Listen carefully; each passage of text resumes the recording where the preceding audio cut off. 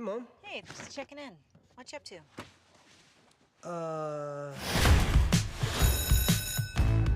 Adam Johnson. Adam? You know Adam's missing, right?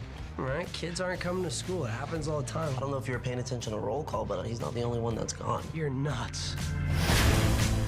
This is my son, Charlie, and his girlfriend. Hi. So Jerry is our new neighbor. Hey. Hey, how's it going? How are you? Movie was killer. Congrats. Thanks, thank you. Now, just to start off, I was wondering, was the balance between humor and horror important from the get-go? That is a terrible vampire name. Jerry? No. No. It was actually meant to be a tragicomedy. Yeah, Kind of, Chekhov-like tragicomedy. informed by his plays. Yeah, but something went... I don't know what it was. Maybe the sea breeze Maybe the sea breeze had in it. Albuquerque? Yeah, it probably had an effect on it. I don't know what happened there. But, yeah, I guess it ended up being scary and funny. Yeah. Oh, well, next time. It was important, and the director, Craig Gillespie, is the best. Yeah, I mean, that was always in Marty's script, and I think Craig really gives you room to run with it, and so sees what you can bring. Literally take it and just sprint. And just run. He says, Like just Forrest action, Gump. run. He was always just like Forrest Gump, and then Yeah, you knew. that was that's- weird too. Forrest Gump and tragicomedy. That's his but go-to word. We though. went with it. Yeah. He's an indie director. They're weird. I based my role on Forrest Gump. I picked up on that. I know. One of the things that I love about it is that it balances three things. There's a humor element to it, there's a coming-of-age story, and then there's the horror side, too. Was that a conscious decision to have those three strands kind of coming together? Yeah, I mean, Marty Noxon wrote that script, and it had all those aspects to it, and that's why I responded to it, because to have that, particularly the horror and the humor together, it's just refreshing. We used to see it in the '80s, but it's been a while now. It's either very serious. It's been a while horror. since the 80s. It has been a while. Isn't it? Close on 11, 12 years. It's been like 10 years. Yeah. So tell me a little bit about that balance between humor and horror. Well, the original in the 80s was pretty funny and scary in its own, so we wanted to keep that element to this. Craig really wanted to keep that origin, and he got David Tennant, who was absolutely hilarious in this movie, and he got Colin, who was very menacing and very scary, and he found that perfect balance. And your character sits in the middle of that balance, it Yeah, seems like. yeah, it was awesome. It was a fun role to play. I haven't really played a depressed, misunderstood kid like that before, nor a vampire, so it was good to play both of them. Now listen to me. We graphed up all the disappearances. That's you right there in the center, next to his house. I really hate to be the one to tell you this, but that guy, your neighbor, Jerry. yeah, he's a vampire.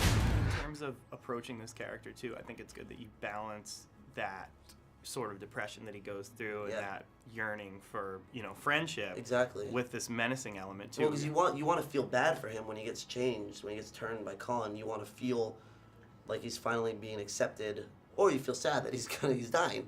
But it was perfect because in the first half, Anton is a dick to me, and then I get my revenge at the end by fighting. Good fight scene. Well, and then the whole UPS scene too. Yes. Was awesome. That was Thanks, funny. man. Yeah, that was good. That was a good switch because I always get nervous about delivery guys. So. Oh wow. Yeah. Okay. Well, this did not help. No. In terms of making a Jerry a different vampire, I think that you have those menacing qualities, but he's. You mean in person or? In both. Yes. In person and on screen. What were the elements that you wanted to highlight in the character? Just Being menacing. Playing with my shoelace, being menacing.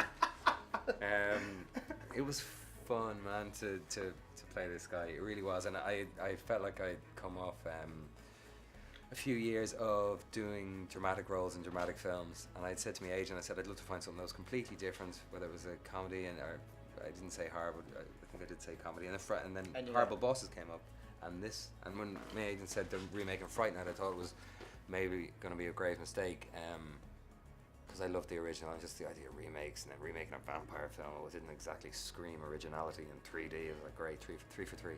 I didn't know all of that. And I read it, and you didn't, and I read it, and I loved it. It was so much fun. And then he was involved, and I was kind of like, really?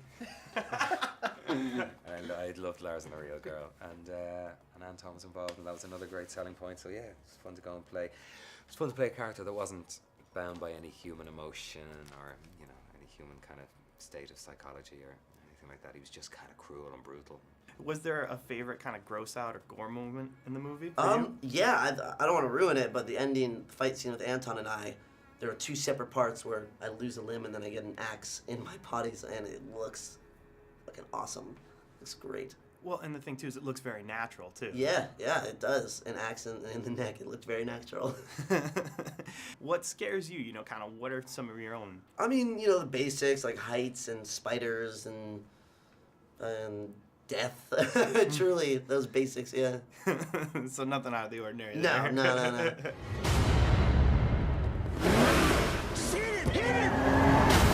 Did I kill him?